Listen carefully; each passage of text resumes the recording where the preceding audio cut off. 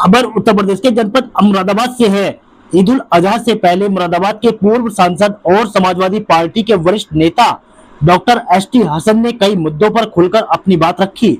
सड़कों पर नमाज को लेकर चल रही बहस पर उन्होंने कहा कि अब सड़कों पर नमाज नहीं होती है और कानून सभी लोगों के लिए बराबर होना चाहिए। मुरादाबाद के पूर्व सांसद डॉक्टर एसटी हसन ने कहा कि ईद उल अजहा त्याग, कुर्बानी और इंसानियत का त्योहार है। उन्होंने लोगों से अपील की कि त्योहार को प्यार, मोहब्बत और भाईचारे के साथ मनाएं और छोटी छोटी बातों पर विवाद करने से बचें। सड़कों पर नमाज के मुद्दे पर डॉक्टर हसन ने कहा कि उत्तर प्रदेश में अब सड़कों पर नमाज नहीं होती है। मुरादाबाद में भी पिछले 2 साल से ईद की नमाज ईदगाह के अंदर ही अलग अलग समय पर अदा कराई जा रही है। उन्होंने कहा कि सड़कें लोगों के आने जाने के लिए होती हैं, लेकिन नियम और कानून सभी के लिए एक जैसे होने चाहिए। उनका कहना था कि सार्वजनिक स्थानों के इस्तेमाल को लेकर किसी भी तरह के नियम हो तो उनका पालन हर किसी को करना चाहिए। डॉक्टर हसन ने कहा कि समाज में अमन, भाईचारा और आपसी सम्मान बनाए रखना सबसे जरूरी है। उन्होंने लोगों से अपील की कि ईद का त्योहार शांतिपूर्ण माहौल में मनाएं और किसी भी अफवाह पर ध्यान न दे। नहीं होती है, अब से नहीं, कई साल से नहीं हो रही है।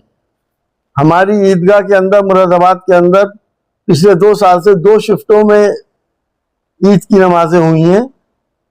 तो मैं तो समझता हूँ कि ये एक सियासी बयानबाजी है ताकि हिंदू भाइयों का वोट पोलराइज करें और अपनी पीठ थपथपाने के लिए इस तरह के बयान दिए जाते हैं। सबको मालूम है और आदरणीय मुख्यमंत्री जी होती है, लेकिन सिर्फ नमाज से ही ऑब्स्ट्रक्शन नहीं होता है। लोगों के कारोबार भी तो सड़कों पे हो रहे हैं, लोगों की दुकानें भी तो आधी सड़कों के ऊपर रखी हैं। पंचर वाले से लेके रिपेयर करने वाले तक के गरीब आदमी का सामान सड़क के फुटपाथ से आगे तक रखा होता है। सबको हटाना भी मुनासिब नहीं होता क्योंकि उनकी रोजी रोटी है। और सड़कों के ऊपर और धार्मिक कार्यक्रम भी होते हैं, जगराते होते हैं और लंगर होते हैं, सब काम होते हैं।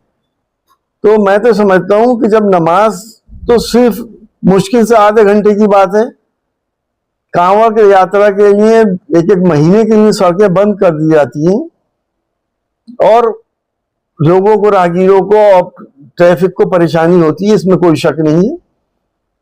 तो कानून बने तो सबके लिए बराबर का बने।